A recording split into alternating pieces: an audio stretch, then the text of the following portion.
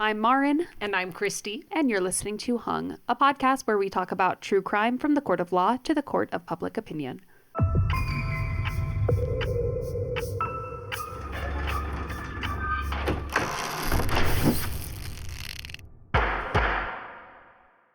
la la, la la la. Okay. Oh, that's a new one. It's a new theme song. Yeah. I just came up with it right now.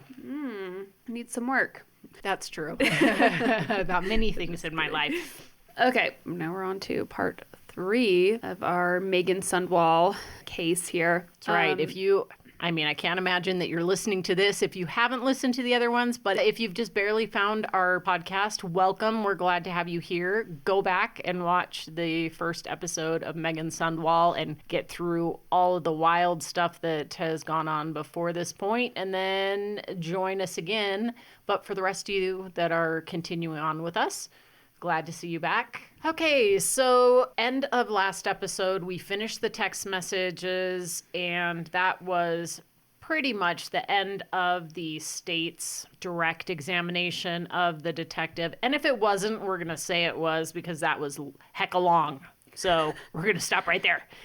Yeah, and actually in the trial, they didn't do it sequentially like we did. They broke them up into topic chunks. But the hard thing is sometimes they would jump from something said in 2024 back to something said in 2020 and then 2021. And then, it jumped all over the place. So it was hard to get a sense of the flow of the conversation and how it changed over time. Honestly, you guys get the important things, right, of what it was that she discovered during her investigation of this case and going through all of the text messages and things like that. And actually, her report was like 500 pages or something long. Wow.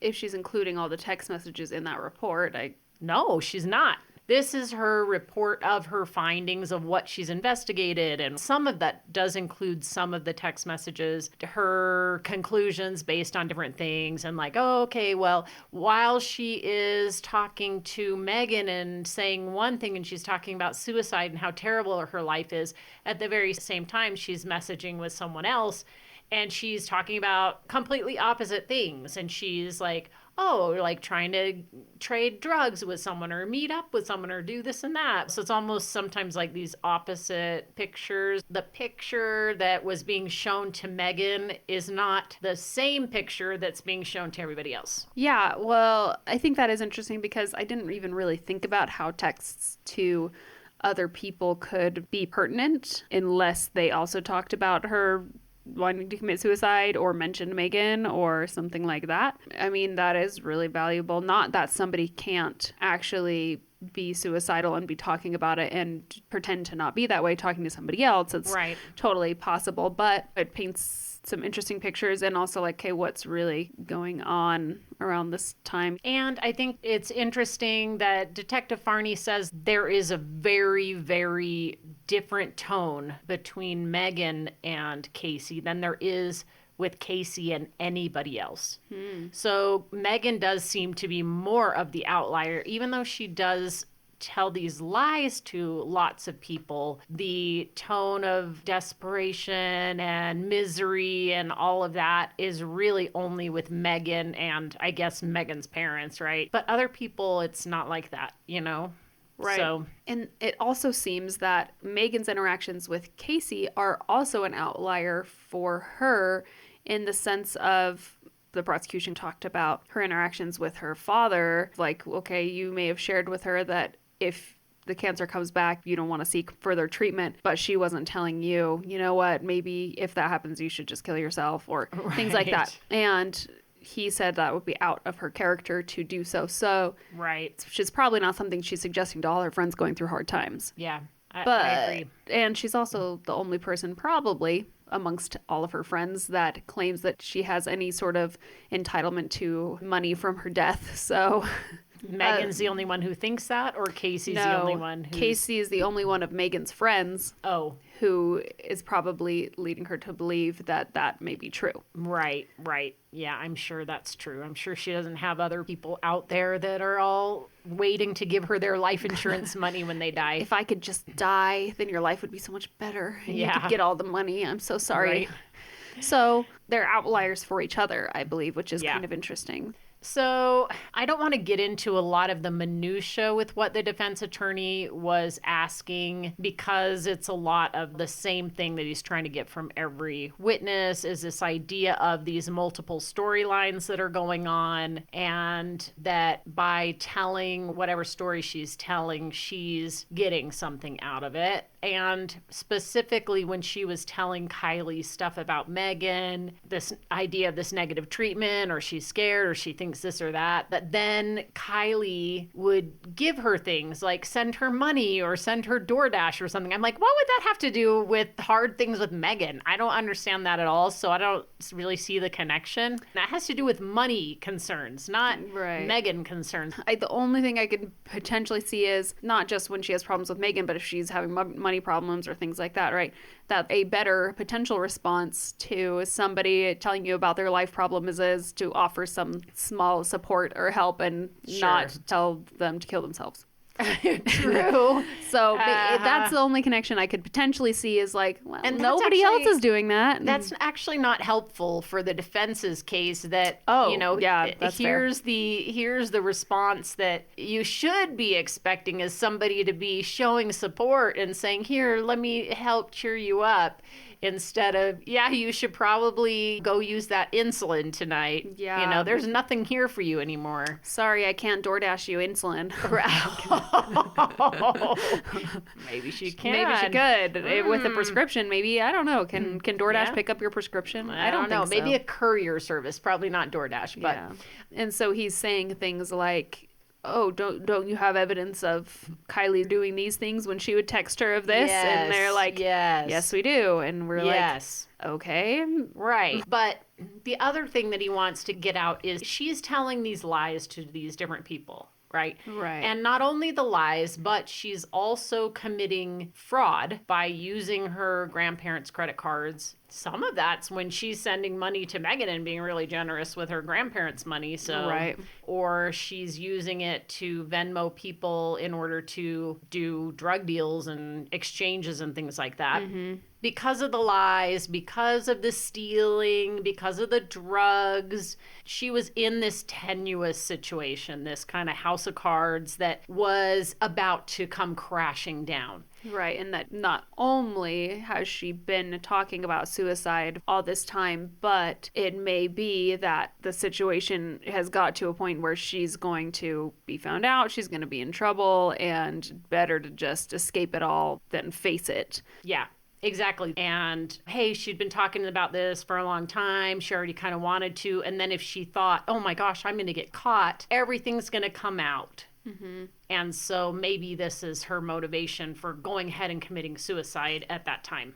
Yeah, well, anybody who's been unfortunate enough or dumb enough or made the wrong decision to catch themselves in a continuously growing and growing lie that you started small and now you don't know how to get out of it. Right. When you do get found out, I understand that is a big panic moment. Yeah. Ooh, stomach drops, heart drops, and hopefully convinces you to never do that again. But enough to kill yourself? I don't know. But what was maybe not made clear at this time yet to the jury, the defense said in their opening statements that the prosecution needed to prove that Kacee didn't commit suicide, and that's not true. So it can still be true that she was committing suicide and that Meggan also assisted, which is not legal. Correct. So it may have pushed her into moving forward on this plan that they'd talked about, but it still was a plan that they talked about, and there were specific things that they said were going to happen with that plan. But the defense attorney wanted the detective to agree that Kacee must have realized that she was gonna get caught. And the detective's like, I don't know. And he's like, You don't know? You don't think you can infer that from these text messages? This is a common theme. And I want to point out, like, this defense attorney and many defense attorneys, this is no reflection on the defendant. So me being irritated by the defense attorney has nothing to say about what I think about the defendant or the case. No. But it does, like...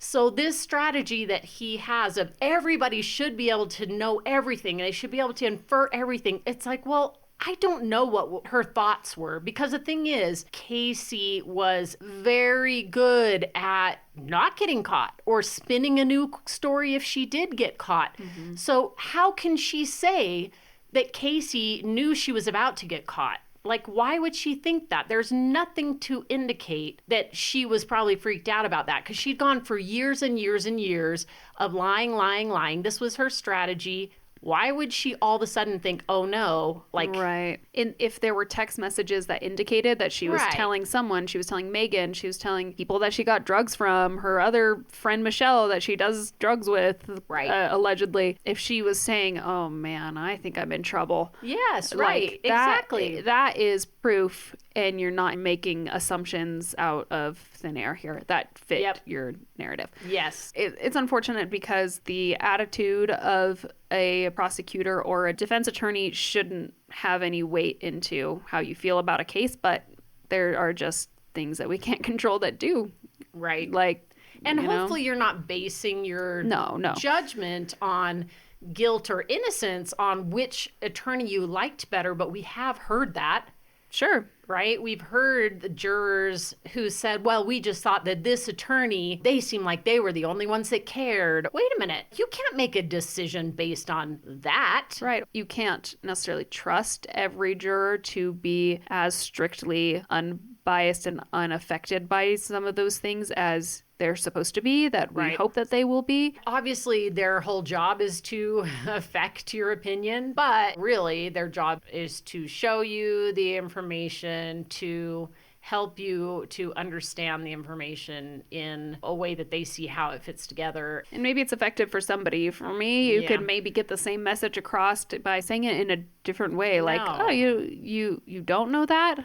Yeah. No, I don't. Oh, okay. I guess I just thought maybe, I don't know. Like, I just don't know. It's not a knowable thing.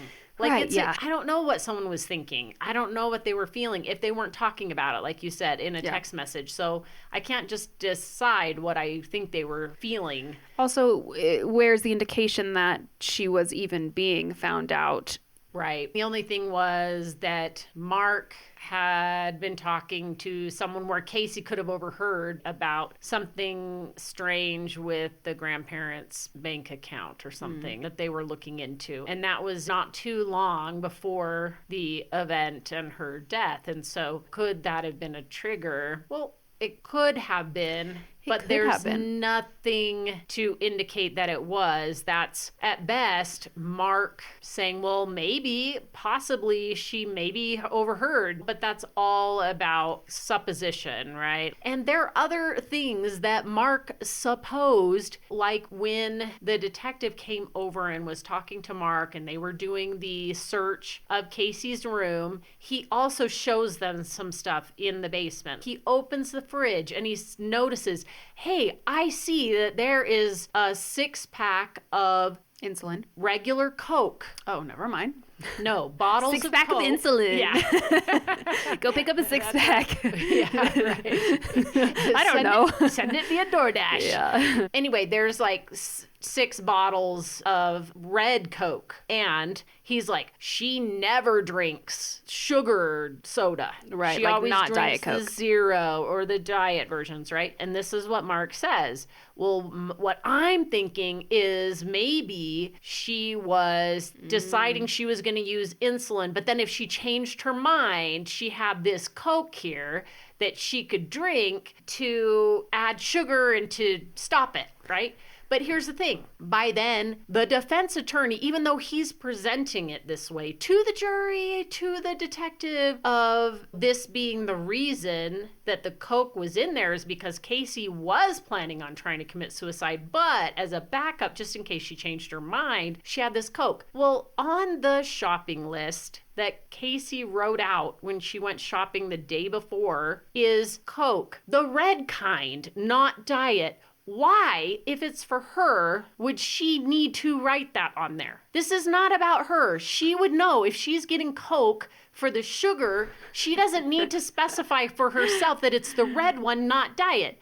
No. Fair. And we find out later that Meggan, in an interview with the police, says that Kacee got it for her. Yeah. So that makes sense that Casey's specifying, oh yeah, Meggan likes this kind of Coke, not the diet one. She wants the red one. Yeah. But then Meggan brought her own drink, and so she didn't need one. So all 6 of them were in there already. Yeah, if we're you're still in the fridge, I mean. Well, and here's the thing. He's trying to present it as if this is a possibility, like, hey, look, Mark thought this is what this was, and she probably was getting this because she was trying to counteract her own use of insulin, when it's like, you know that's bullshit because your own client has said that that Coke was for her. So even though Mark thought that might be what it was for, you know that is not what it was for. Yep. Your client knows that is not what it was for, but you still want to make the jury think that, oh, maybe that's what it was for, when you know full well that that is not what it was for.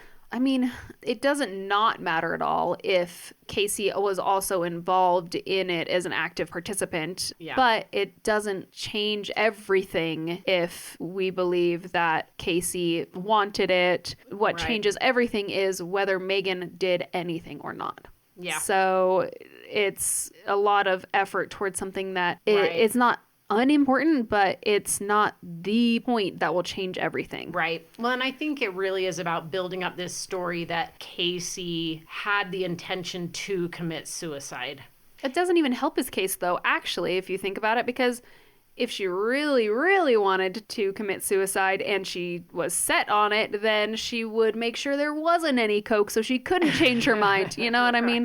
Right. Like, it actually doesn't help him. Right. I mean, it does in the sense that, like, well, she was doing it, and she was doing it whether Meggan was there or not, and Meggan just was a good friend and wanted to be with her, and so... She wasn't doing it whether she was there or not, because she never did. Right. She never did, and all the times that she said she did, and she was going to, she never did. And so I don't think it actually has anything to do with it. Yeah. If it does, it's actually more proof that she wanted a way out than that she wanted to die. Right.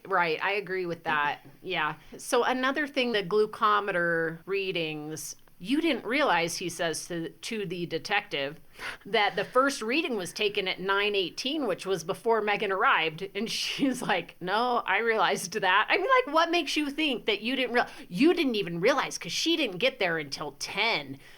Don't you see? That first reading is taken at 9:18. Yes, I can do maths. I can look at time. I know that 9 is before 10.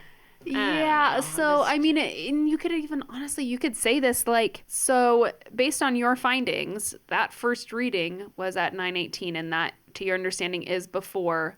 before Meggan arrived. Is that correct? Yes, that is correct. Instead of like everyone has to be an idiot. It's a gotcha. Right. He's trying to set everything up this way of like, you guys are all stupid. You don't know how to do your jobs.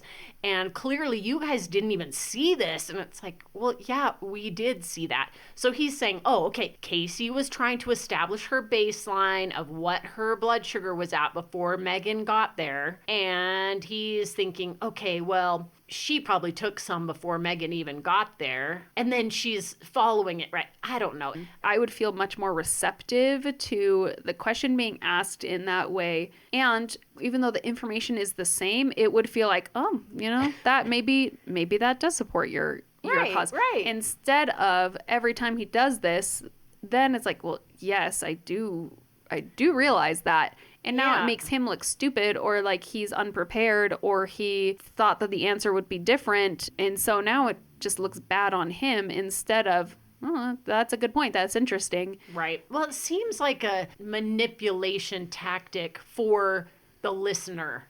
It's manipulating something for me. It's not what he wants. But like, or for the witness, or for, whatever. But every time he used this with Kylie, her sister, it backfires. Yeah. And I think it backfires here as well. Because it seems like you're expecting them to be surprised and say no. And if you're not actually expecting that, why would you ask it like that?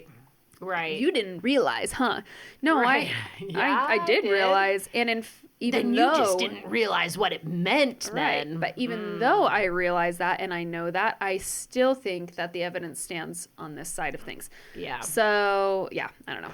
So there's information about Kacee saying that she's going to preload the syringes, but she also does a search about, is it safe to just inject myself with saline? So preloading syringes does not mean they're preloaded with insulin. Mm-hmm. They're just preloaded with something. Right. And she's saying, man, I don't want you to have to do all of that. And in conjunction with the Google search, you may be able to make an inference that... Yeah, right. That's what he should be saying.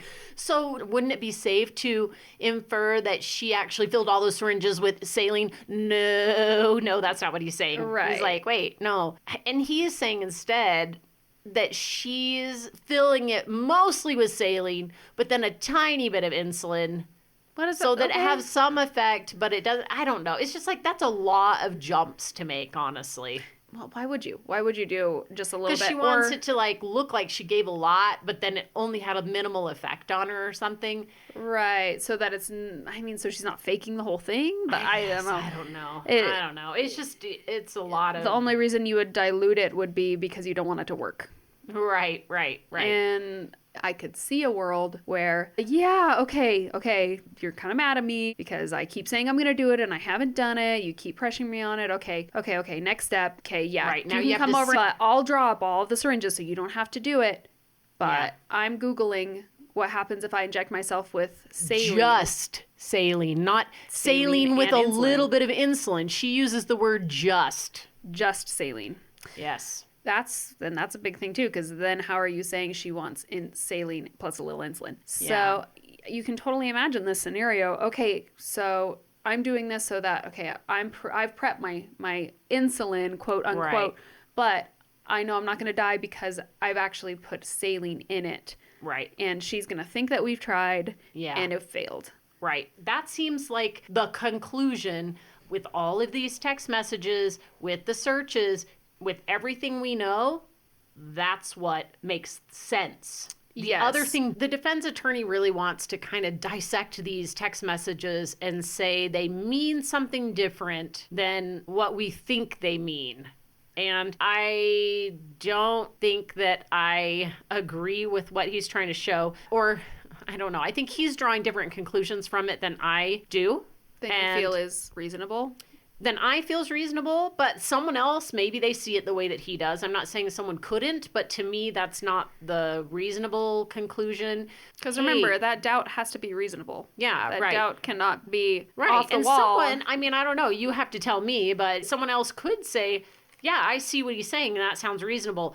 But to me, it doesn't feel reasonable because of everything. It's not that that could never be true of somebody, but in this case, it doesn't fit for me. Okay, so the defense attorney paints this scene. Meggan's walking into everything's prepared and ready. And the message is, hey, this is her intent and she's doing this, right? But he does say in passing, which is so interesting. He kind of moves on. And I don't think he realizes the significance of it. And probably nobody does that's not in home health. But he says something about Meggan expected to see a binder and was surprised that there wasn't one there. The binder that has her DNR or what?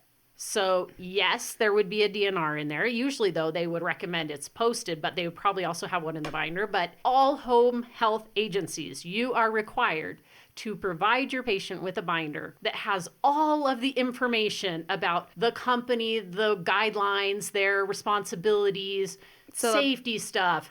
The binder from her hospice nurses that she supposedly has. Yes. And how would Meggan know this? Because she works home health and hospice. She knows how it works, right? Mm-hmm. So she's expecting that there would be a binder. And you know she knows how it works because you worked in home health With her? Yes. With her. Yes. So, this is the crazy thing to me, is I'm like, okay, wait, there are other clues that things are not as Kacee is presenting them. And that one, you don't even have to be a text message analyst where you should know to read different people's voices and how they write. Right. Yeah, I'm like, okay, there's a clue that, like, wait a minute. She doesn't have a home health binder. Why doesn't she have a home health binder? If she's on hospice, where's the DNR? Where's this information that she should have accessible? Yeah. Right. So to me, she's choosing to ignore, like, that is clear. Like, the fact that her attorney knows that says that it triggered enough in her mind. She recognized that that was odd. Well, he's not putting her up on the stand. That's for sure. Yeah. Anyway, so that stuck out to me that she's bringing that up. And I'm like, yeah, there is no binder. That is saying there is something there. She's not on hospice. Also, Kacee has said that Meggan has worked hospice. I don't know that personally, but according to Kacee, she mentions that Meggan has worked hospice. And if you've seen patients on hospice, you know they're dying, especially if they're at end of life like Kacee has been describing to Meggan. Okay, Kacee is significantly overweight per the medical examiner. Okay. I feel like earlier pictures of her I saw looked overweight, but that she seemed like she lost a lot of weight, but maybe she's just posting old pictures. I don't know. Right. Yeah. I don't know. I can't remember if they classified her as obese in the medical examiner's report based on the BMI or just in the overweight category. Sure. But if she had cancer and she had cancer for 8 years and she's wasting away from cancer, it hollows you out. She does not look like someone who has cancer, and not someone who's had cancer for 8 years, not someone who's on the verge of death. If Meggan has worked hospice, there's just so many things that are like, she should have known that this was not reality, that what Kacee was saying was not true. And whether all of those things are conscious or some of them are this subconscious thing that's at work, I can't conscious say. Enough that, like you said, conscious enough that her defense attorney knows that she was surprised that there was no binder. Right. Now, whether that's an afterthought of, oh, yeah, maybe I should have realized that because there was no binder, but yeah, I don't know.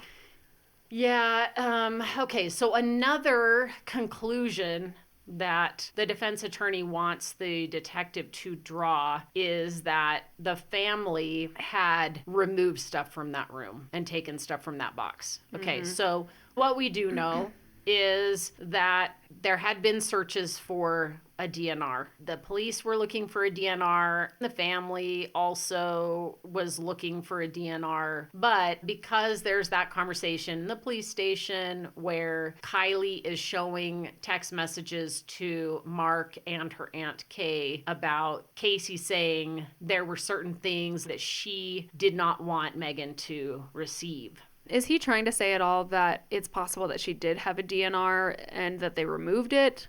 I don't think so. I think he just, like, people messed with stuff. Okay. Because I was like, okay. Even if they took the paper, there would be proof of that somewhere in some system that she had a DNR, right? Right. Yeah. And there's no record in any database, the hospital, any of the providers. One of them would have had to go through that, sign it with her, and it would be on file. Yes. Somewhere. Right. And it doesn't exist. So well, I'm glad he's one. Not trying to make that claim. As far as the, like, him saying they go through stuff or whatever, we've already talked about that before, that he's said that, but he says, is the point that he said true, and he says it here conveniently and not during a cross-examination to Mark, who could say under oath whether he did or did not. Right, and I also realized that in that, too, is he didn't ask Kylie if they took anything either. No. And he asks it after they've already gone. He's not asking it to them either, so it's too late for him to be talking about it in a way that prosecutors can then redirect and ask that question themselves. Right. I don't know. It's just like, it feels underhanded to me, and I don't like when people do underhanded things. Yeah. If your client is actually innocent, you should be able to win your case without tricks and random off-the-wall ideas. Well, and misrepresentation. Like, Yeah. you know the fact to be different than what you're presenting, but you're saying, yeah, but maybe it's this, or somebody thought it was that, but you know it's not. Right. It reads as either I really believe they're innocent and I'm going to try and use every trick in the book. I think the evidence will prove that they're innocent because I believe they are, but just in case I'm also going to do all these things. Or you don't think the evidence will prove that they're innocent, so you resort to all these other things because you don't have anything solid to stand on. Right. Yeah. So, I don't know. So one of the main things that he does with the detective is to say, well, okay, there were 28,880 text messages between Kacee and Meggan. And of course, they don't put in 28,880 text messages. Oh, gosh. So, imagine how many parts we would have. I know, right? I'm like, sorry, done. We're just not even doing it. But he says, well, you left out these other text messages. Why doesn't he bring them in then? Well, he does. Oh, okay. Yeah, he's like, well, here's this extraction report, and here's exhibit number 57. Here are the text messages that are included on that.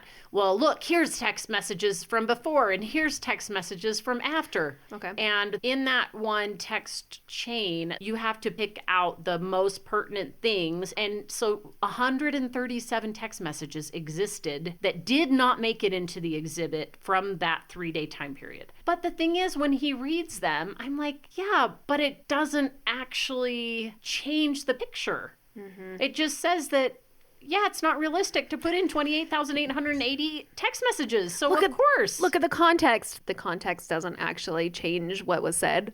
Yeah, I mean, doesn't add anything, like, okay. Yeah, I mean, it's just the same types of, sure, there's a dramatic one that talks about how Kacee's been so sick and she's been throwing up blood and, oh, I just feel so bad. And this is from April of 2024, so it's months before. And Meg says, oh, Kacee, I'm so sorry you've had such a rough day. I'm glad you'll hopefully get some relief now. Oh, Kacee, I wish you could just go home. I mean, she's still talking like, I wish you could die because you've suffered so much. Yes. Right? And then Kacee says, thanks, Meg. Hopefully soon. I just keep praying. The nurse said if I wasn't on hospice, I would need a blood transfusion ASAP because I've lost so much blood. So we're getting closer. I can feel it. I'm like, this is the same type of conversation that has been had for years. Right? And there's this ramping up, of course, of the symptoms and whatever, but it's all about, oh, I think I'm almost dead. I'm probably going to die soon. I hope you do die soon. Maybe you should do something to hurry it up. Yeah, at least from the ones you just read, at least she didn't say anything about killing herself, but there's plenty where she does. And this could be interpreted as, well, I hope you are out of pain and die naturally soon. That's not the majority of what she says. Right. Like, if you count how many times she talks about suicide versus how many times she talks about her dying naturally, the levels do not match at all. Yeah. And then another 3 messages in that string that he brings in, I actually think more support the state's case because Kacee says, I wish I was still living with you too. I felt bad, like I was causing a lot more stress for you and the family. And Meggan's reply is, no, I promised you again and again and again I wouldn't make you do this alone. I feel like I've let you down and broken my promise to you. So to me, again, she's saying, I feel like I haven't in that same been with you. One about going home? Yes. Yeah, okay, yes. So there you go. She does bring it up. Right. So I'm like, well, and this idea of, I feel like I've told you I was going to be with you and I'm going to help you and you don't have to do this alone. So again, to me, that is saying they have this plan, that they're acting together in concert. Yes. That Meggan's going to be there. But who's really not keeping their promise? Kacee. She's not keeping her promise to follow through. Not Meggan Right. keeps not showing up. Right. I think, because that's not the case. She is not the one who's over and over again, okay, the plan is Tuesday. Oh, I'm so sorry. Something came up. I can't Right. come. We'll have to reschedule. Right. That's not what's happening. Right. She even says, I just don't even know what to do with my weekend because we say we're going to do this. I plan on it. I wait all day for you to call me and it doesn't happen. So what's happening? Yes, right. She's right. frustrated that Kacee is not coming. Kacee's backing out on her half of the deal. Exactly. So that's not Yeah. true. What she just Right. said is not the case. Right. So the defense attorney goes back to the interview between where Detective Farney, Special Agent Hales are interviewing Meggan, and they ask her directly, did you inject anything into her port? And she says, no, I did not. Did you give her anything? And she says, no, I didn't. And there you go. That's proof. She's innocent. Right. So Special Agent Hales is saying what's required in order for them to find Meggan guilty of something, that they're going to continue investigating and they're going to be looking for fingerprints and DNA. And if there's anything that indicates that she participated in any way, then there's going to be trouble. Like, she can't do that. That is against the law. But what's weird to me is that Meggan brings up about deleting the text messages. Well, the only reason I did it is because it scared me that Kylie threatened me, saying, I know what you did, and I know you gave her something. I know that you killed her, and I didn't want to look like I did what Kylie thought that I did, which I'm like, if you okay. are really innocent, I can see maybe that. But if you're really innocent, you're just probably not even there. Well, you're not there and there's proof. The weird thing to me, too, is that Meggan says, and what would I poison her with? Like arsenic? I'm like, oh, how about you say insulin, because you know that's what it was. Right. And so the fact that you're acting dumb, like you don't even know what you would kill her with. Actually, Kylie said, if her blood sugar is anything but perfect, I will know what you did. And you're thinking she might mean arsenic? As a nurse? Right. And she's like, what reason would I even have to kill her? Okay, well, how about a $1.5 million life insurance policy that you deleted all the messages relating to? So... Or even if it wasn't that, how about wanting to help a friend commit suicide? Right, yeah. In good intentions that are misplaced. Right. That's still not okay either. Yeah, so to me, it's like he wants to say the only kind of evidence that matters in this case is direct physical forensic evidence of fingerprints or DNA, and they don't have that, therefore they have nothing. And I'm assuming if he's saying this, then that must mean there is no physical evidence. Like, there's no fingerprints on anything? No. That is somewhat surprising. But the thing is, everyone knows that Meggan was in that room, Kacee was in that room. Even if there was fingerprints on something, that Meggan could get around it, or the defense attorney could get around it by saying, yeah, well, she was there and she moved things around, or she whatever. Well, it would make things a lot more clear and easier if there were fingerprints on syringes or there were fingerprints on the glucometer. I don't even know if they ran that.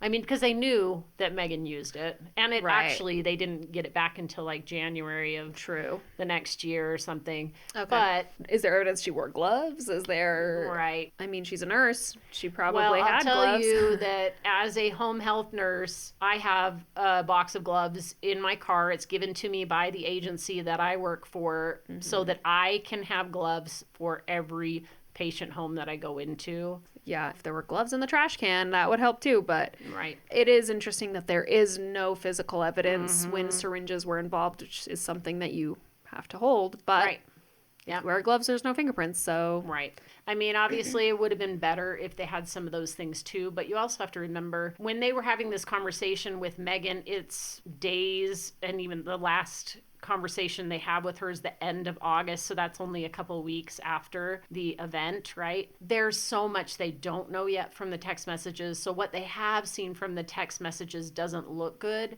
but they also haven't seen very much. So to say like, well, this doesn't look very good, but we're going to keep looking for evidence, and if we find something, then it's going to be bad for you. Well, part of that looking for additional evidence also is looking at all the rest of the digital evidence that they have, which is all of the text messages. So at that moment in time, with the small amount they had looked at, they recognized that it did not look good, but they still didn't have the full picture from that.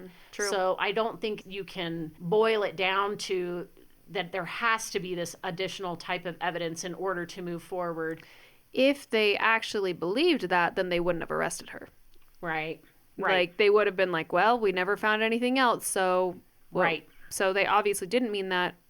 Yeah, because he actually points out that even though Hales said that they were going to keep looking for evidence and that they were going to be looking for fingerprints and DNA, that when they arrested Meggan, they still didn't have the results back on fingerprints or DNA, but they arrested her anyway. That tells me that it wasn't dependent on those things because they realized that they had enough even without that evidence to be strongly convinced of her commission or collusion in this act. And so then the other stuff, at the least. yes, then the other stuff would just be additive, but they didn't feel like they needed it in order to move forward because they felt like what they had was enough by the time they arrested her in March. And not to say that they didn't think that if any of that came back, it would be meaningless. Yes. But there is a point to, if you feel you have enough reason to arrest someone in a timely manner. Right.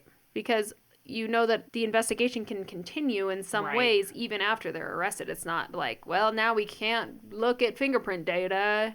So yeah, this wasn't a quick, like sometimes someone gets arrested 2 days after the crime and they really haven't done much investigation yet. It was like 6 months. Right. Yeah, this was months and months and months. So this was not just like, well, we went ahead and arrested her and then we figured, well, we got to find some way to make this stick. It was the opposite.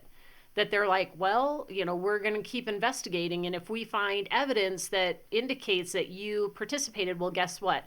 The texts do indicate that you participated. Mm-hmm. So on the redirect, the prosecutor was like, okay, well, you didn't have fingerprint or DNA evidence.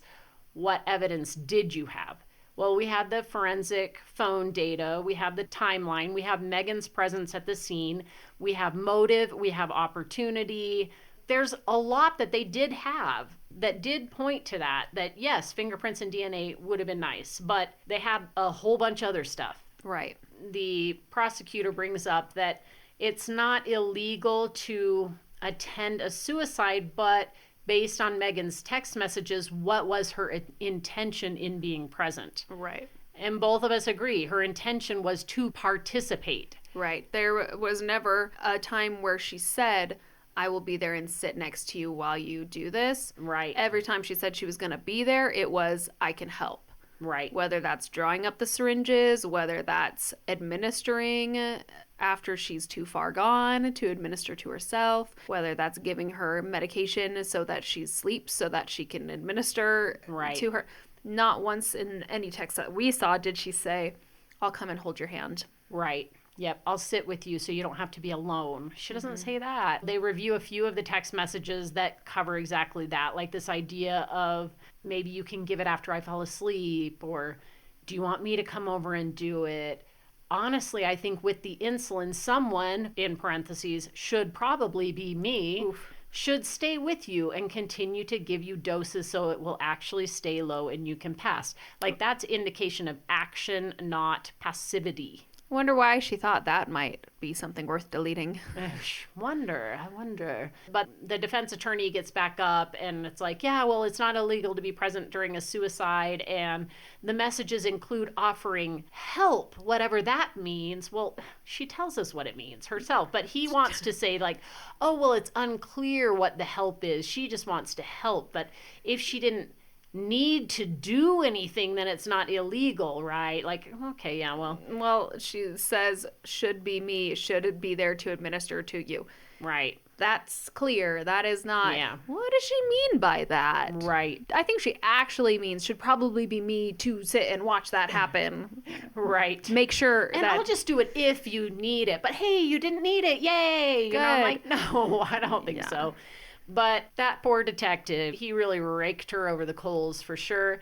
And she was hit and miss as a witness, honestly, because there were times that she, understandably, I probably would do this too on the stand with the types of shenanigans he was pulling, that you're kind of making a face and being like confused or kind of laughing or, you know, probably like that's not the best approach as a witness, but I mean, how do you react when a lawyer approaches you in an unprofessional manner? Right. Seriously, how would you not know that? Right. And I guess I had one thought also, and I think I kind of said it before, but about, I do think that there was a misstep in the investigation with Mark leaving his phone in there. I think even if nothing happened, they created the opportunity for them to put in reasonable doubt. Yeah. Understandably, what did we say? This was the first murder in the area since 1996 or 8 or something. Right. So in like 30 years. Right. So all things considered, they did a pretty good job, but that is the misstep for sure, I think, that they made, not because I think, oh, it's unsealed, now they can go in and do whatever they want and nobody will know for sure, but because somebody can now say that because the extra step wasn't taken that should have been taken, redundant or not, out of your way or not, it should have been taken. I mean, honestly, I feel like that was a gift to the defense because... Yeah, it was. Because I feel like there wasn't anything. So the opposite, like if there was stuff, that would be more concerning. But the fact that there was a lack of stuff, well, that hurts the prosecution more than it hurts the defense, right? Of course, they're looking anytime they can for how the investigation failed, and they handed it to him on a platter. If you sealed the room, you should have resealed it afterwards. Right. It's a policy and a procedure for a reason, you know? Oh, gosh. Okay, one other thing with Detective Farney was he brought up about her body cam because there was some instances where when she was there for the search, she had her body cam on and they reviewed some of the footage from that. And then there were other times when she was just interviewing Meggan where she just was using a handheld recorder. And she says, oh, I wear my body cam when I'm wearing my body armor. But when she's not wearing her body armor, then she uses her handheld recorder. And he's like, are you implying that you can only attach your body cam to body armor? And she's like, no, I'm not saying that. But you also have the option to use a handheld recorder if you're not using your body cam for a detective, right? So he brings out their policy and procedures manual about body camera recordings, but he won't let her point out the place in there that says that people in certain roles are allowed to use handheld devices. He only wants to be able to highlight the fact that they're supposed to wear this body-worn camera. How can he not let her say it? You're only allowed to address the thing that I want you to say, and the state, they can come up and ask you about that, but I only want this snippet, this impression that I'm trying to give. Does and the he state says ask? it specifically. Of course they do. Okay, good. It's so clearly a ploy that it bothers me that then when the state does come up and she goes right to it and says, yes, and see, it says right here that detectives are allowed to use handheld recording devices. I'm like, why did you do that? You just wanted to make her look bad for a second. Yeah. But then you just showed that this story that you're painting is actually inaccurate. So... Right. That to me is not, whoa, you're going way off what I said. That has clear connection and is an answer to well, and the whole reason he says he's bringing up this policy is because he's trying to refute the fact that she's saying that she doesn't have to use a body camera all of the time, that she's allowed to use a recording device. And he's like, oh yeah, are you sure about that? Here's the policy. And then it's like the gotcha that you tried was only a gotcha for a second because then there was that part in there. And it looks worse. Yes. It looks even worse now than if you never brought it up at all and let it lie. Totally. So I'm like, I don't know what you're trying to do. I feel like it's just backfiring over and over. And not only did he do it, but he said, no.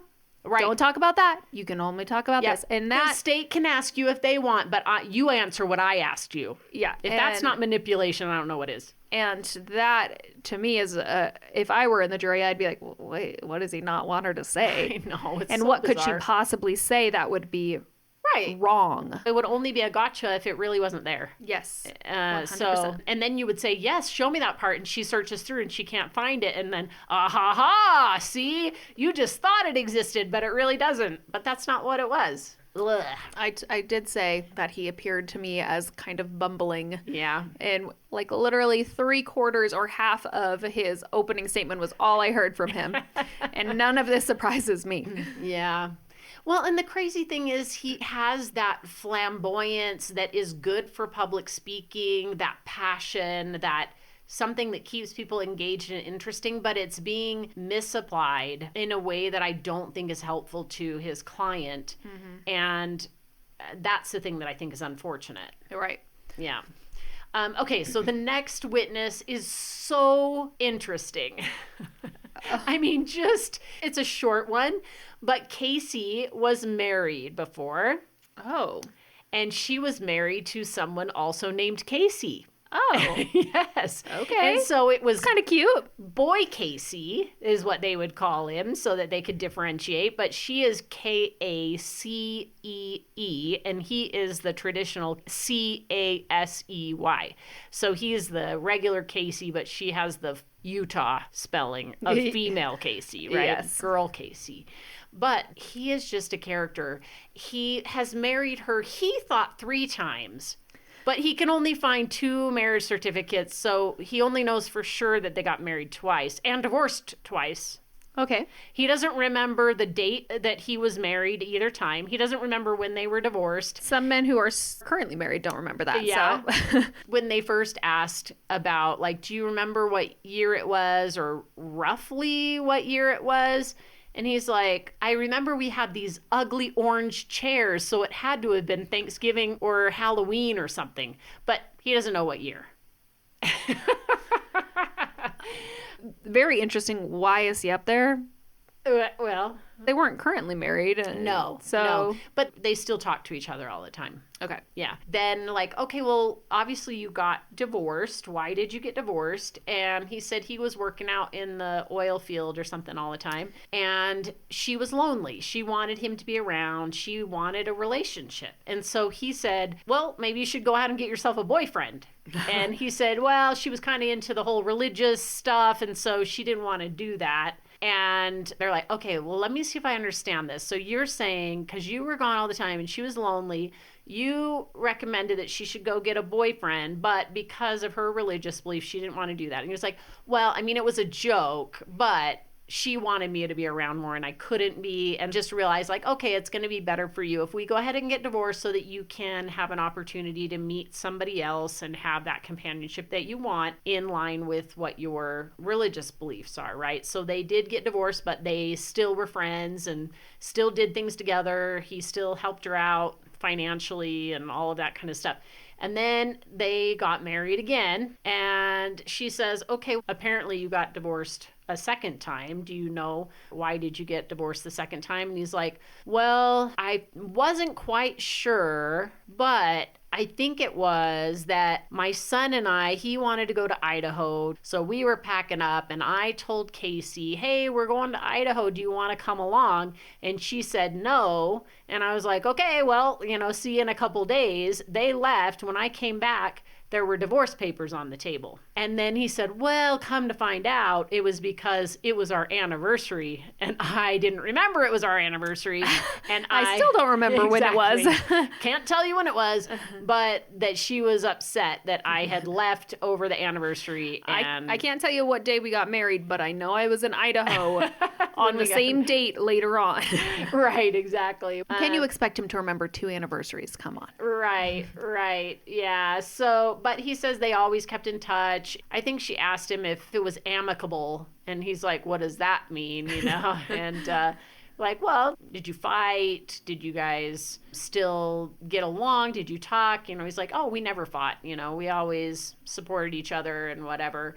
And then apparently she had told him that she had cancer, and he says, no, you don't. Put a smile on your face and let's get out here and get living. And so she never talked to him about it again. Because he didn't believe her, and he challenged her on it, and she didn't get the attention that she wanted out of it. Right. If he had bought into that story, it probably would have continued. But the fact that he didn't, and he just moved on, then she gave up on that story, and she told him other stuff, right? He's just like, whatever. He's like, I know you. Yeah. Even when they weren't married, he would give her money for food, for clothes. He bought her 2 different cars. So if she said she needed something, then he would get it for her or whatever. He was very supportive of her. Well, how often was this? And he was like, well, sometimes if it was for smokes, maybe it was every day or every other day that she needed money to go buy a pack of cigarettes, right? But other times it was she wanted to get some clothes or she needed some food. So I would send her some money. And then she wanted a car. And so he found this car for her and he bought it for her. And she didn't really like it because it was kind of a grandma looking car. And so she found a different one that she liked. He sold the first car to a friend and he bought the other car. Okay. And it turns out it was really only a few months before she died that he got her this new car. You're telling me he didn't remember when he did that? He didn't remember. Nope. And then they said, oh, well, did you do anything else for the car? And he said, oh, well, it needed new tires. So I got new tires for it. And the prosecutor was like, well, did you just send her money? Mm-hmm. And he's like, no, we went over to Walmart and I bought the tires for her and we put it on her car. So these were legitimate things he was spending money on. It wasn't just her trying to get money from someone in order to use it for a different purpose, mm-hmm. i.e. drugs, right? Mm-hmm. So he knew about her knee surgery and he went to see her when she was in the hospital after her knee surgery. And then he visited her at her house after she got back home from her knee surgery, and she seemed happy and everything seemed good, and she was talking about getting her other knee done. And then the prosecutor says, so the last time you saw her, do you remember what her demeanor was like? And he says, she was dying in a hospital bed.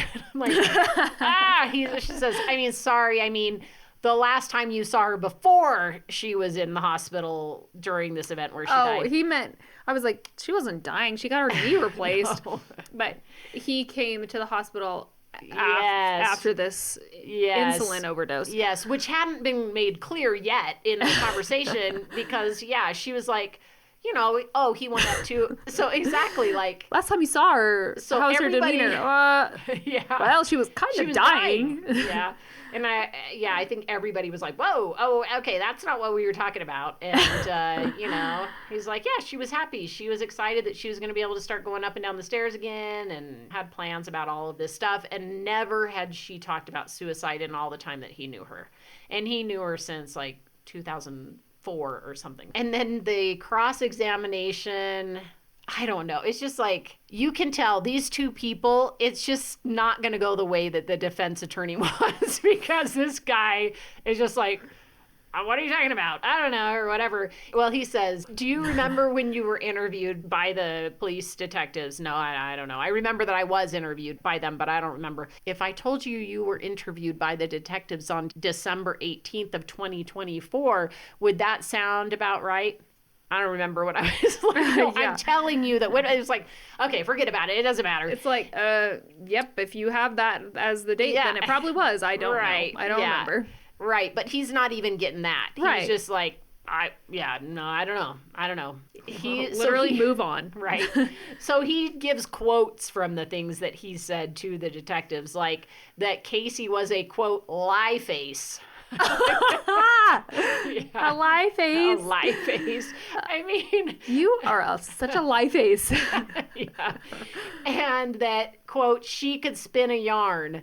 And he's like, yeah, sure. She was. She could. She was a lie face. Yeah, when she was lying, yeah, she was, mm-hmm. But he's like, well, if she lied, she could get things she wanted by doing that. And he's like, well, she could just ask and get anything she wanted. And he's like, from you? And he's like, yeah, from me. I don't know about everybody else, but yeah, from me, she could just ask and she could get it. And then the defense attorney says, so one time you got married, it was because she needed insurance, right? And he says, well, yeah, we've been married a couple times and she needed insurance. I needed someone home while I was out of town to take care of my son. And so you got married? And he's like, yeah, it benefits both of us. I thought that's what marriage is all about,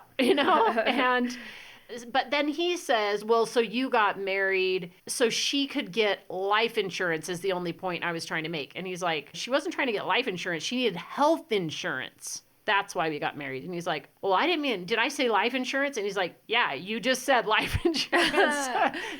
That's the only thing I'm trying to ask. And I asked it wrong, right. Or I don't like the answer. So is that what I said? Right. Yeah. And he's like, oh, okay. So because you were in a relationship, you had mutual benefits. And he's like, no, we always had mutual benefits. We always did things for each other and helped each other out. It wasn't just because we were married, mm-hmm. right?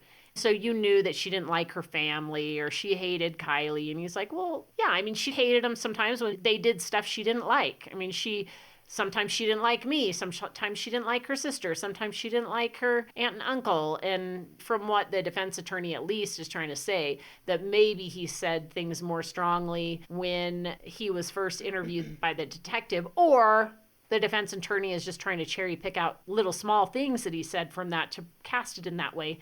But he's like, yeah, sometimes she did say things like that, right? Mm-hmm. She had said that her grandparents fat shamed her and that they were mean to her. And he was like, yeah, they were mean to her when they fat shamed her. Yeah. Everybody understands that familial relationships are complex and you don't always like your family. Right. Yeah. And you usually don't always hate them unless there's a real legitimate, consistent reason for that. Right. And even if you're telling people you hate them, when it comes down to it in the end, you actually don't, and you defend them and you would be there at their deathbed. You know what I mean? So.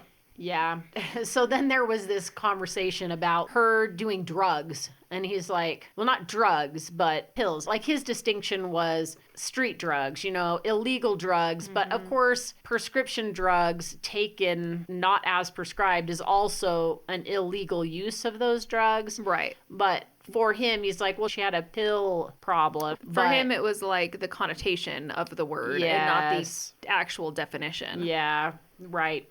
He made some comment about when she would take Xanax that was the worst that he would see her, like she was really loopy and stuff and out of it. But he's like, yeah, well, I mean, if she took pain pills, then she would just get tired and she would fall asleep or something. But she was different when she would take the Xanax, which is one of the things that she was getting. She had been prescribed in the past, and then her primary care doctor took her off of it. And so then she was trying to get it other ways. So I think she probably should have just been honest with her primary care physician that she didn't feel like she could go off of it with her anxiety, and they should have worked something out. But because they didn't, then she was finding it from other sources and still taking it. I mean, maybe her doctor thought she was abusing it and took it. That's possible. Yeah. I don't want to infer, but you know. Right. During the redirect, prosecution asked, okay, well, did you still like Kacee as a person, even though she lied to you sometimes, you know?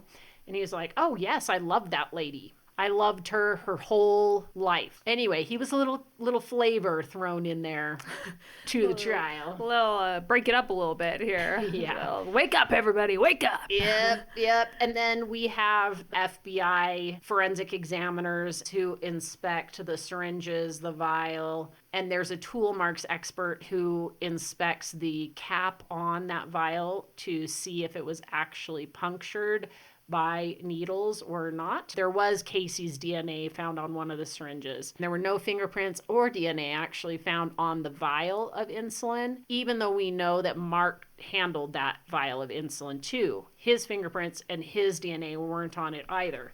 So the first guy was in the chemistry department, and he was looking for any indication that there had been insulin in the syringes that were sent to him. So there were 2 syringes that were sent to him. The one that was picked up off of the floor and the one from the Fanta box. Later on during the course of the investigation, there were a couple other syringes. When they were ripping out the carpet in Kacee's room, Mark found another syringe that he turned over to them, and there was some other syringe at some point, I can't remember where that one was, that was found and turned over, but it also seemed like there wasn't a clear connection, unlike the other 2, that one was there visible when she was dying, right? And then the other was in that Fanta box with an insulin vial. So those are the 2 syringes that they focused on. Mm-hmm. He says, so they both look under like an electron microscope where they're looking for substances that would be in insulin solution that would be left over, even if it dried up or it had been used or whatever, that there's residue that gets left behind. And they did like a wash where they put a solution inside the syringe, and then they had analyzed that solution for the presence of insulin or proteins, and they didn't find anything in there. The defense, which I think is interesting, was this opposite tack, which I didn't understand at the time, where the defense attorney was basically saying, well, you can't prove there was never insulin in those syringes. And the prosecution is like, so there's no indication that there was ever insulin in those syringes, correct? Which it turns out that their whole theory is those are the syringes that saline? Kacee filled with saline, so they didn't have insulin in them. And Could they check for saline, or is that not possible? no, it doesn't have, yeah. And then the defense is trying to say, well, it could have just degraded and you can't find it anymore. And it really was there because they're saying, no, the syringes that were actually used with insulin, we know that that goodie basket that Meggan showed to her parents was not in any of those pictures from when EMS was there or when police were there. She took that with her. Mm-hmm. And she likely took evidence with her too. The insulin had to get in her somehow, so those syringes went somewhere. Right. The other thing that the defense wanted to bring out, which I'm like, you don't understand the anatomy of a syringe, I don't think, because he was saying, look at that picture. Because when the syringes arrive at the laboratory, they take pictures of the condition of the items when they receive them.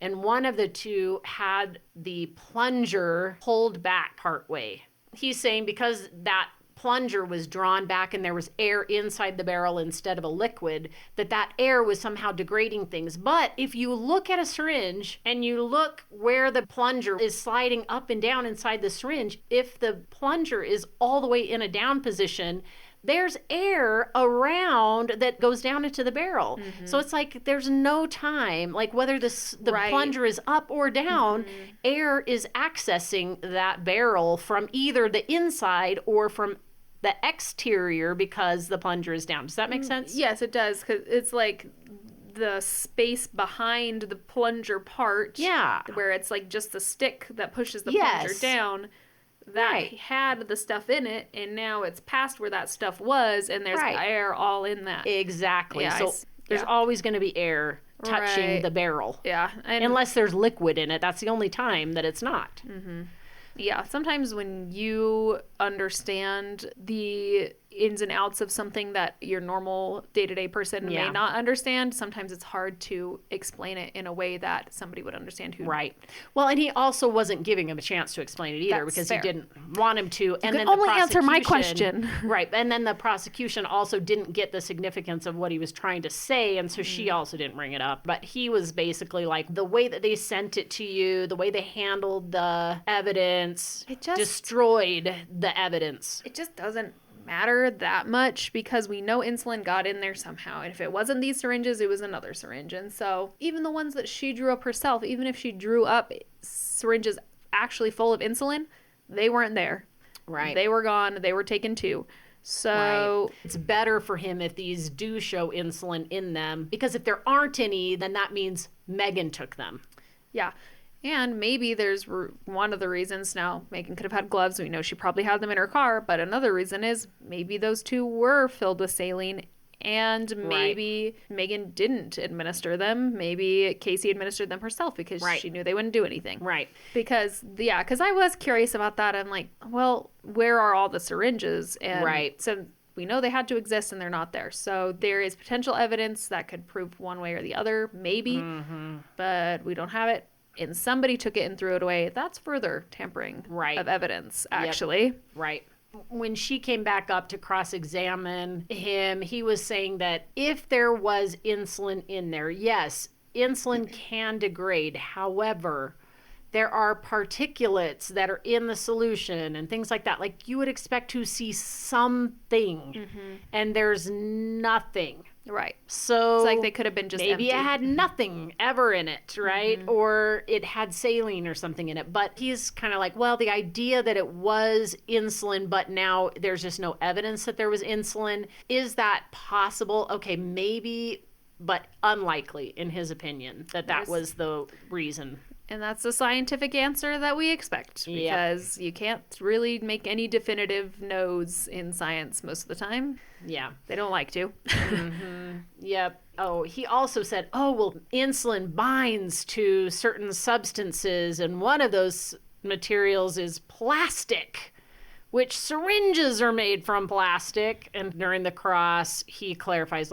yes, plastic can bind with insulin. However, the plastic used for medication is designed that it's doesn't have as much of that property, right? Like, and then also, if it bound any at all, then you would expect to then see it there, right? Because they used like that kind of microscope type of Yes. thing, and they Not put a just the solution solution, inside, right? so they should be able to see that with a microscope. Yeah, exactly. He's trying to act like he knows stuff that it actually doesn't mean what he thinks it means. You don't know this? You're a defense attorney. How do you not know this? You're an expert? Okay, and then there is the tool mark expert, and that one's also really quick because he just shows with the electron scanning microscope that diaphragm of the vial was punctured at least 13 times. Okay, and that's the little rubbery covering. Yep. And they showed a picture of that where you could see the puncture marks and the little bits of rubber that were kind of cored out because of the syringe going through. Yeah, definitively. And not just one big puncture that sucked a bunch of insulin out. And it was verified that the liquid that was in that vial matched liquid from a vial of Novolog, which is fast-acting insulin that they purchased, and compared the two, and they were identical to each other. And the significance of it not being one bigger syringe being that she couldn't have administered all of that to herself in one go. Correct. Yep. So it had to continuously be drawn and administered, which at some point she would not be physically capable of doing. Right. Though she could have drawn 13 syringes up in advance, but there were at least 13 syringes or 13 times that was accessed and potentially had insulin drawn out of it. And we know that there was approximately 100 units missing from that vial of insulin. So, Yeah.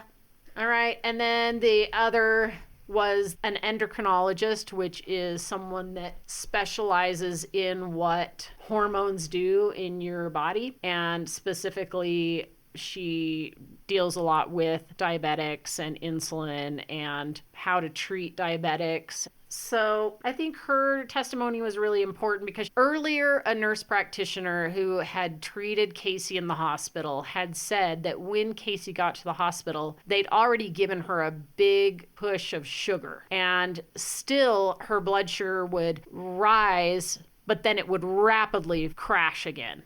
And so they kept giving her these pushes of concentrated sugar, right into her bloodstream. Then they started these continuous drips of sugar.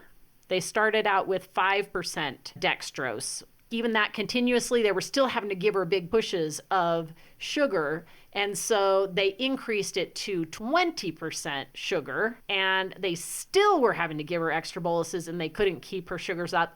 So the nurse practitioner thought she had been given a large amount of long-acting insulin. But this expert, the endocrinologist, says she believes the opposite. She may have been given some long-acting insulin. It's hard to know, but long-acting insulin, it's made to do 1/24 of the amount given over a 24-hour period. So you're going to see this very steady drop on a steady decline. Whereas there was a little bit of decline, and then there was a really rapid drop, and that's not consistent with long-acting insulin. So she states she had to have had a very, very large dose of subcutaneous short-acting insulin, so injected into her skin, that will slowly release over time. And she said, if you give a certain amount of insulin, of the fast-acting? Yes, of the fast-acting insulin, so anything more than 0.4 units per kilogram of body weight. Okay, so you calculate how much does someone weigh, multiply that by 0.4, you get a number. For Kacee, that number was 38. So anything more than 38 units of insulin. How about 38 bottles? That's where the 38 came from. Yeah, really. Anything more than 38 units, it would change how long that insulin lasts in the body. And it would just slowly release and make it almost impossible for that blood sugar to be managed. The way I could conceptualize that is that there's just so much surplus that not all of it is being used at once because there's nothing to use it on, basically. Like, it's just kind of stored now. And so you're introducing sugar, and now it's being used as you continue to introduce sugar because there's just so much. Right. Yeah. And we know there was 100 units missing from that vial. If she received 100 units, that's 3 times the amount that she would need based on her body weight to put her into that state. Yeah. Well, like we said with her grandma, it was like 7 units could kill her. Right. You know? So, and she potentially had 100. Yep. So she states that she was definitely given a large amount of fast-acting insulin, she believes between 12 and 12:30 in the afternoon, and that there are some blood sugar readings that are in the normal range, slowly coming down a little bit, that she may have had a small dose of something, or that's just can be a variation of normal, right? Because she was still in a normal range. But then there's a quick drop, and she says she definitely got something then. And then we get into the very, very lows, and she was not doing anything for herself at that point. And then we see her body responding by trying to release substances in the body to help bring up her sugar because the body recognizes this is really dangerous. You see a little blip of it rising, and then it quickly drops back down, and that's when we get into the low readings that don't even have a number anymore. And then, and I'm sure they're talking about timestamps on this, or how many times this was done as well. Yeah, we'll post on Instagram the graph that she shows, a visual of how the blood sugar drops over time. And she said that looking at that graph rather than a chart that gives you the times and the number, seeing the trend and like how it looks, that sharp drop and how it's acting, because just looking at numbers doesn't give you the same visual of what's actually happening and how quickly it's happening. And it is really dramatic. But the one thing that the defense attorney was able to elicit is, well, you can't state that insulin was ever given again after this point that she would have been unconscious. And she's like, I can't say how many times she received injections or how much was in each injection. I can tell you she received a really large amount at this point in time. Anytime after that, obviously all the blood sugar readings and stuff that are being done were not being done by her. His point is, well, Kacee could have given all of that stuff to herself before. And Meggan could just be checking her blood sugar and nothing else. Yeah, but it was certainly done at a time when Meggan was present, right? Like, she didn't do it before 10 a.m. when Meggan got there. Her blood sugar would have reacted much faster, much earlier than it did. So it wasn't given until 2 hours plus after Meggan was there at Kacee's house. Yeah. Yeah, the defense attorney also said, well, so when were you hired for this case? Was it after May of 2024? And she's like, I can't remember the exact date. It's been more than 6 months. But if I look at my phone, I can tell you if it matters that much. He's like, well, it's not, well, did you know that the state had been working with a Dr. Uribe since March 3rd of 2025? And she said, no, I wasn't aware of that. Kind of giving this implication that they were working with somebody about insulin and its effect on the body and how this and that. But then they decided not to use that person, and they called her in because he wasn't maybe giving the she results would say, she would say something different or that she wanted. And he said, well, this is your first time testifying as an expert, and you said you didn't confer with any other experts. And she's like, I didn't say that. No, you asked me that a month ago. We talked, and I said that I had spoken with this physician that helped train her, and she hadn't talked about this specific case per se, but she did ask her, in her experience with patients who received a large overdose of short-acting insulin, how long did they remain in a hypoglycemic state while in the hospital? and that she had replied days, which is exactly what Kacee did too. So it was supportive of her belief that she had received a large dose of short-acting insulin. And he acts like, well, wait, you didn't say it. I was like, what are you talking about? I told you that directly a month ago. And then the prosecution, when they got up, they said, oh, well, are you aware that Dr. Uribe is a medical examiner? And she's like, no. And, oh, objection. I'm like, oh, gosh. Well, would you need to confer with a medical examiner in order to make your assessment in this case? She's like, no, it has nothing to do with I'm an expert on insulin. This is my first time being an expert witness, not my first time being an expert, Right, okay? Right. I'm an expert all the time. I've been an expert.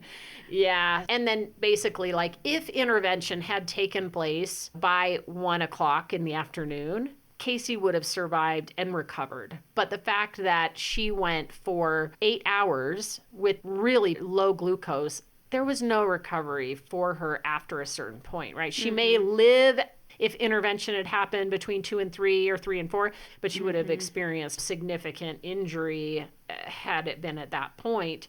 And the defense attorney kind of wanted to push, well, she was pretty much unsavable, there was no, and yeah, but while Meggan was there, Meggan did have an opportunity to act, and there would have been a different outcome. And then that's the end of the state's case. They rest. So the last data that we have for you, the defense calls 2 witnesses, and then we have jury instructions and closing arguments. Is Meggan's husband one of these 2 witnesses? No. Okay. No. We got Kacee's ex-husband twice over before we never got Meggan's husband. Nope, I was waiting for it and it didn't ever happen. But yeah, the one is the forensic psychologist. And really, it's super interesting, and I do think gives some major insight into this case.